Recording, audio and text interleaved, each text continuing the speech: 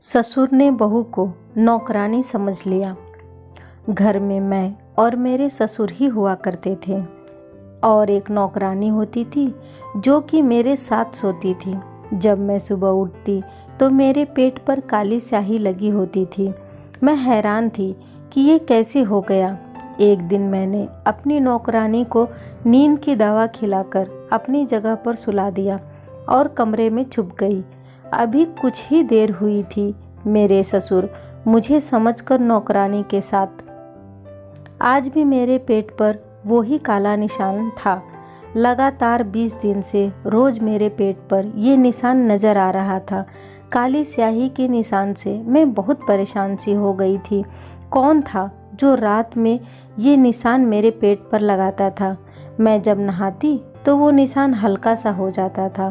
पहली बार जब मैंने ये निशान देखा तो सोचा कि शायद कहीं से लग गया होगा, लेकिन वही निशान रोज मेरे पेट पर मुझे नज़र आ रहा था। अब तो मुझे कुछ शक सी होने लगी थी, लेकिन मैं शक भी करती तो किस पर?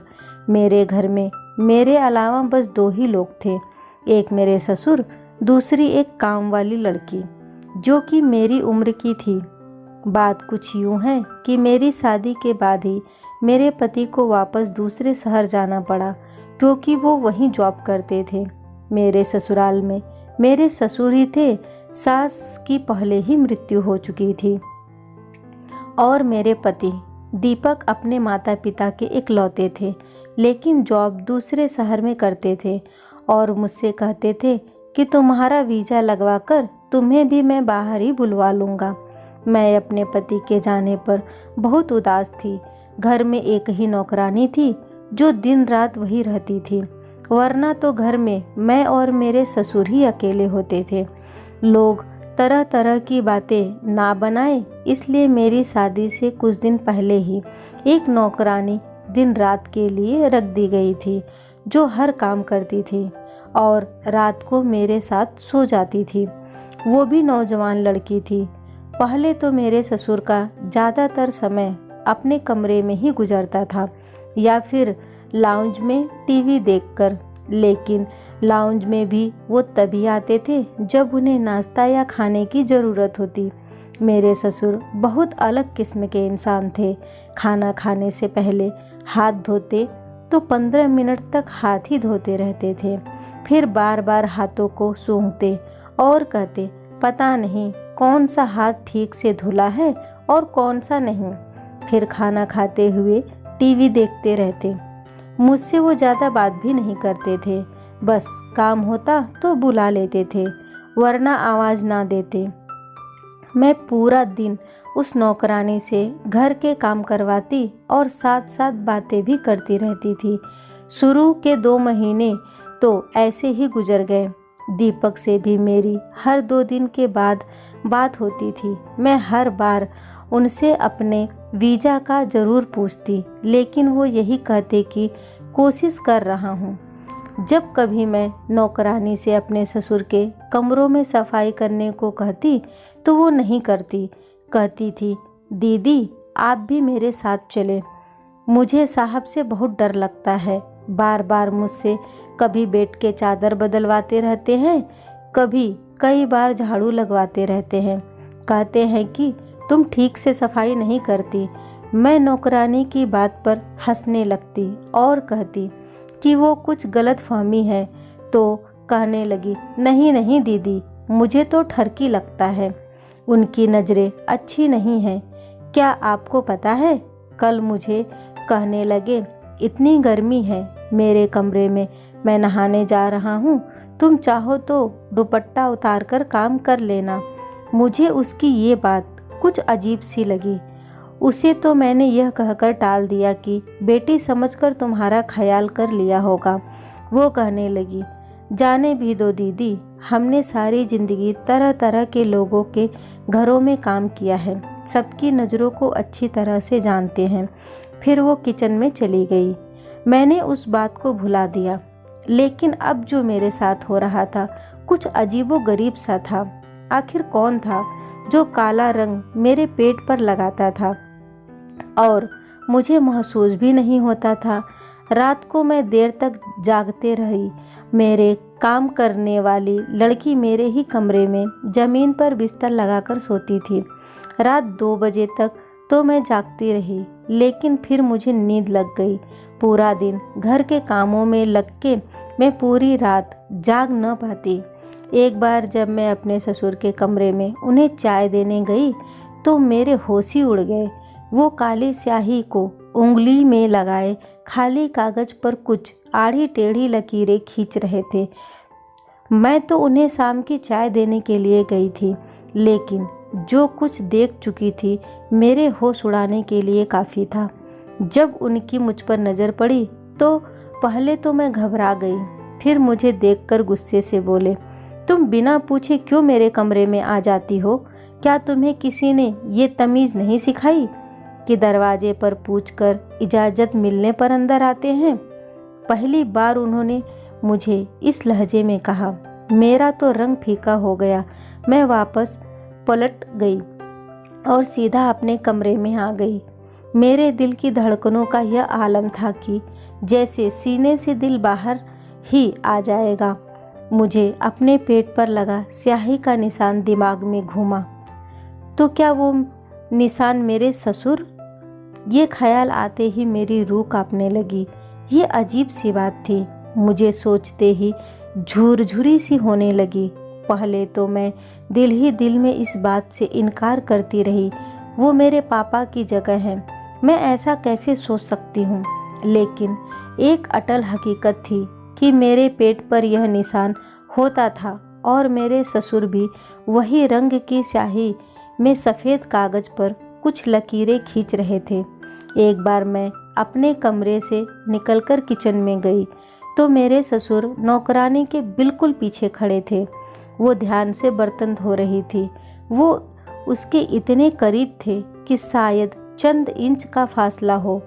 मुझे बात बहुत अजीब सी लगी। इसका मतलब कि नौकरानी उस दिन ठीक कह रही थी कि मेरे ससुर की नज़र और नीयत अच्छी नहीं है। मैं किचन में चली गई और मैंने अपने ससुर से कहा कि पापा आप यहाँ क्या कर रहे हैं, क्योंकि मैंने उन्हें आज से पहले कभी किचन में नहीं देखा था। वो मेरी आवाज़ पर बुरी तरह से हड़बड़ाए। वो मुझे किचन में देखकर कुछ अलग से होने लगे। मेरी आवाज़ पर वो नौकरानी बर्तन धोना छोड़कर मुझे देखने लगी। वो भी शायद मेरे ससुर की आने से बेखबर थी। पापा अजीब नज़रों से हम दोनों को देख रहे थे। मैंने नौकरानी को नज़रअंदाज किया और ससुर से किचन में आने की वजह पूछने लगी। वो कहने लगे कि मैं इस नौकरानी की छुट्टी करवा दूंगा। ये झाड़ू देकर बिना हाथ धोए बर्तन धो रही है, इसके हाथ गंदे हैं। वो परेशान सी हो गई, कहने लगी साहब क्यों झूठ बोल रहे हैं, मैंने सबसे पहले हाथ धोए थे, इसके बाद ही किचन के बर्तनों को हाथ लगाया था। मेरे ससुर तो उस नौकरानी से बहस पर उतर आए, कहने लगे कि तुम झूठ बोल रही हो, मेरे बेटे के पैसे हराम के हैं क्या? तुम्हें तनख्वाह भी दूं और तुम झाड़ू वाले हाथों से बर्तन धोती हो? ये तो मैंने आज देख लिया, वरना ना जाने तुम कब से गंदे बर्तनों में ही हमें खाना दे रही हो। मैंने अपने ससुर से बहुत कहा कि पापा आप यहाँ से चले जाइए, मैं खुद नौकरानी से बात कर लूँगी, लेकिन वो भी मुझ पर गुस्सा करने लगे। कहने लगे तुम्हारी ही नरमी का नतीजा है, वरना मैं इस लड़की को 2 दिन में सीधा कर दूँ।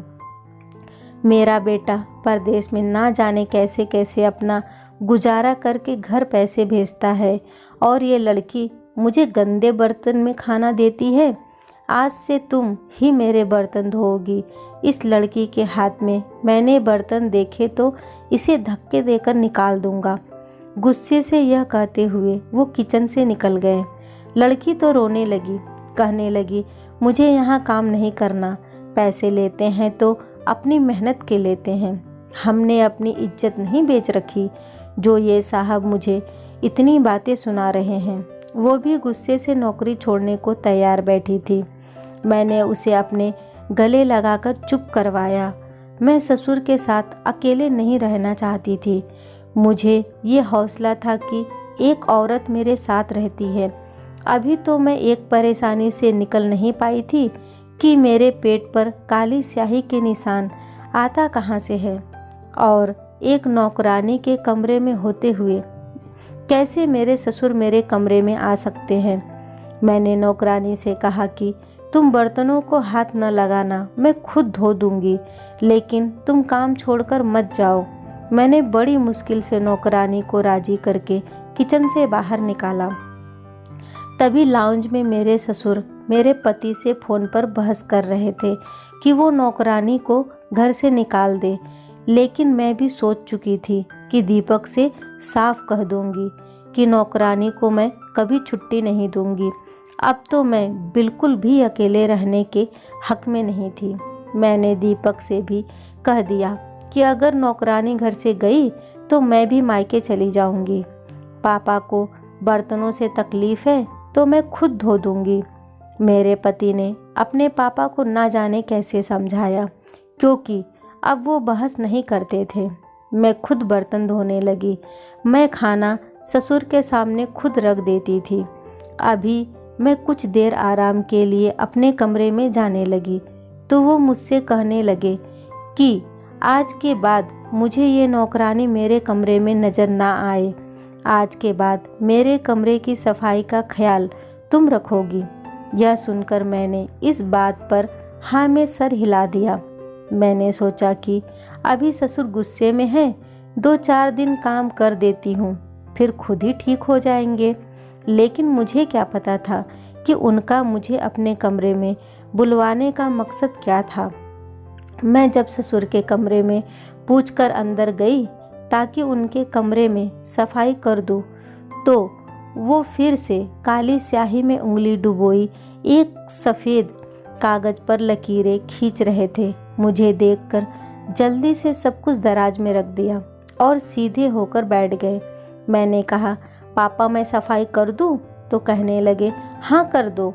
मैंने उनके बेड की चादर बदली और झाड़ू लगाने लगी, लेकिन वो बार बार मुझे ही देख रहे थे। एक बार भी उन्होंने मुझसे नज़रें नहीं हटाई थी, और अगर वो यूं ही देखते तो मैं कभी भी सुकून से काम नहीं कर सकती थी। मेरे हाथ भी कुछ घबराहट के मारे कांपने लगे। मैं बार बार दुपट्टे से अपने चेहरे पर आने वाला पसीना पोंछ रही थी, साथ साथ कालीन पर झाड़ू दे रही थी। मेरे ससुर कुर्सी से उठकर मेरे पास आ गए। वो मेरे सामने खड़े हो गए तो मुझे भी खड़े होना पड़ा। मुझसे कहने लगे, इतनी गर्मी है, तुम अपना दुपट्टा उतार कर झाड़ू लगा लो। मैं तो वैसे भी वॉशरूम में नहाने जा रहा हूँ, कमरे में कोई नहीं है। उनकी बात इस कदर धीमी थी कि मुझे सुनकर हैरत हो रही थी, वरना तो हमेशा सख्त आवाज़ से बात करते थे। मुझे नौकरानी की बात याद आ गई। मैंने कहा, नहीं, मुझे अपना दुपट्टा पहनकर काम करने की आदत है। अभी मैं ये कह रही थी कि उन्होंने अपनी जेब से रुमाल निकाला और मेरे चेहरे से पसीना साफ करने लगे। मैं पीछे हटी, वो भी कुछ घबरा से गए। फौरन वो अपने कमरे के वॉशरूम में चले गए। मेरे दिल की ये हालत थी कि धड़कना ही भूल गया था। मुझे तो अब अपने ससुर के कैरेक्टर पर शक होने लगा। मैंने जल्दी जल्दी उनके कमरे की सफाई की और कमरे से बाहर निकल गई। पूरा दिन मैं परेशान ही रही। रात को जब मैं नौकरानी के साथ अपने कमरे में आई तो वो ज़मीन पर अपना बिस्तर बिछा रही थी।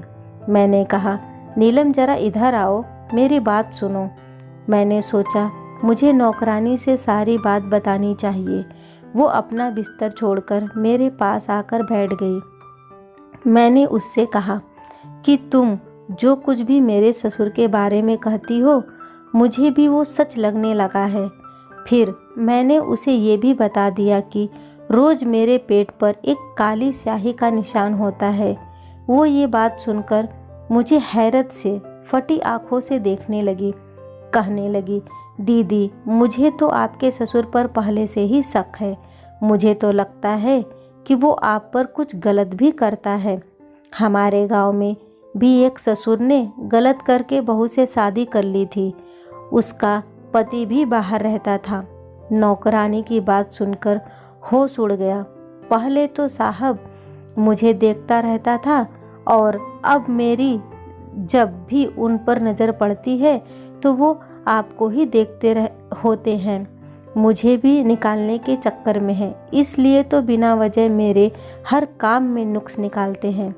मेरा जी तो ये सब सुनकर घबराने लगा। अब मैं अपना कमरा लॉक करके सोने लगी थी। अब मेरे पेट पर निशान भी नहीं होता था।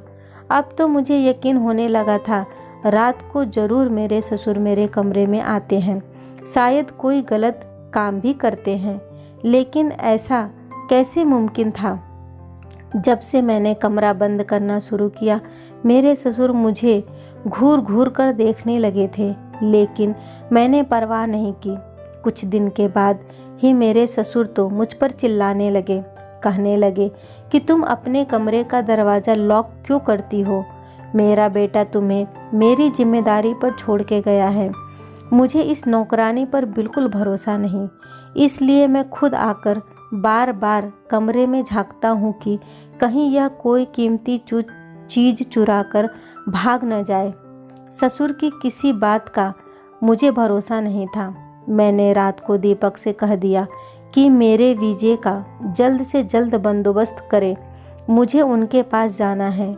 जो बात मुझे दीपक ने बताई, यह सुनकर तो मुझे रोना आने लगा। कहने लगे कि पापा ने मुझे तुम्हारा वीज़ा लगाने से सख्ती से मना कर दिया है। कहते हैं कि बहू को बाहर नहीं भेजूंगा। मैं ये सुनकर रोने लगी। मैंने कहा, दीपक मुझे यहाँ नहीं रहना, या तो आप वापस आ जाएं या मुझे अपने पास बुला ले। कहने लगे, बस 1 साल की बात है, मैं वापस आ जाऊंगा, तुम बस 1 साल के लिए रह लो। मैं इस बात पर भी नहीं मानी थी, लेकिन दीपक अपनी मजबूरियां बताने लगे कि 1 साल के बाद उन्हें अच्छी खासी पैसा मिलने वाला है। अगर छोड़कर आ गए तो उन्हें नुकसान हो जाएगा। मुझे अपने ससुर से चिढ़ होने लगी थी। ना जाने वो क्या चाहते थे। मैं अपनी मर्जी से सांस भी नहीं ले सकती थी। कमरा बंद करती तो वो चीखने लगते। अपने सारे काम नौकरानी के बजाय वो मेरे जिम्मे लगा चुके थे। जिस तकलीफ़ से मैं गुजर रही थी वो मैं ही जानती थी। अब तो वो हर बात पर मुझे टोकने लगे। मैं अपने कमरे में दोपहर को आराम करने जाती तो एक हंगामा मचा देते कि तुम्हें मेरी कोई फिक्र नहीं और परवाह नहीं। मुझे खाना दे के समझती हो कि तुम्हारी जिम्मेदारी पूरी हो गई है। मैं दीपक से तुम्हारी शिकायत करूँगा। मैं उनके रोज़ रोज़ की बहस से तंग आ चुकी थी। मैंने कहा कि आप बताइए मुझसे क्या काम है। मैं आपका कमरा खुद साफ करने लगी हूँ, आपके सारे काम करती हूँ, खाना चाय सब कुछ समय पर देती हूँ। इसके अलावा मेरी और क्या जिम्मेदारी है? वो कहने लगे कि तुम मेरे पास बैठकर मुझसे बातें नहीं करती, मुझे समय नहीं देती। ये काम मेरे लिए बेहद मुश्किल था कि मैं बैठकर उनके साथ बातें करती। भला मैं उनसे क्या बात कर सकती थी? उन्हें खुद ही ये सोचना चाहिए था। ना ही उनका कोई दोस्त था कि वो घर से बाहर जाते या कोई दोस्त घर पर आए। गांव में भी उनके सख्त आवाज़ के चर्चे आम थे। लोग उनसे बात करने से पहले घबराते थे। इस बार मैंने उनकी बात से साफ इनकार कर दिया। मैंने कहा कि आपको मेरी शिकायत लगानी है, शौक़ से लगा दे, लेकिन मैं आपके साथ बैठ के बात नहीं कर सकती। एक बहू होने के नाते मैं जो कर सकती हूँ वो मैं कर रही हूँ। इससे ज़्यादा की उम्मीद आप मुझसे ना ही रखें तो बेहतर है। मेरी बात सुनकर वो गुस्से से भी भड़क गए, लेकिन मुझसे कुछ नहीं बोले। अपने कमरे में वापस चले गए। नौकरानी भी वहीं खड़ी सारी बातें सुन रही थी। कहने लगी, दीदी आपने बिल्कुल ठीक किया है। भला आप कोई साहब की पत्नी थोड़ी हैं जो घंटों उनसे बातें करती रहें। मुझे नौकरानी की बात सही ही लगी। मेरा भला क्या रिश्ता था कि मैं उनसे बातें करती। मैंने सोचा अच्छा ही है, वो मुझसे नाराज़ हो गए हैं, कम से कम अब मुझे परेशान तो नहीं करेंगे। लेकिन जो मेरे साथ रात को हुआ, मैं तो बहुत डर गई। सुबह मेरे पेट पर काले रंग के निशान लगे थे। नौकरानी अब तक सोई पड़ी थी। मैंने उसे बताया तो कहने लगी, मेरा सर भारी है, मुझे नींद आ जा रही है। रात भर भी मुझे होश नहीं रही कि कहाँ सोई हूँ। फिर कहने लगी, हाँ मुझे याद आया, रात को मेरे सर में हल्का सा दर्द था, साहब ने मुझे एक सर दर्द की गोली दी थी। कहने लगे, ये खा लो, ठीक हो जाओगी। लेकिन ना जाने वो खाते ही मुझे होश ही नहीं रहा और मैं ये सोचने लगी कि इसने तो गोली खाई थी, लेकिन मैंने ऐसा कुछ नहीं खाया था। मुझे क्यों याद नहीं आता? आखिर क्यों मेरे पेट पर यह निशान होते हैं? अब मैं सोच चुकी थी कि चुप नहीं रहूँगी। मैंने रात को नौकरानी को एक नींद की गोली खिलाई और अपने बेड पर सुला दिया और खुद छुप गई। नौकरानी को मैं पहले ही बता चुकी थी, वो मेरी मदद करने को तैयार थी।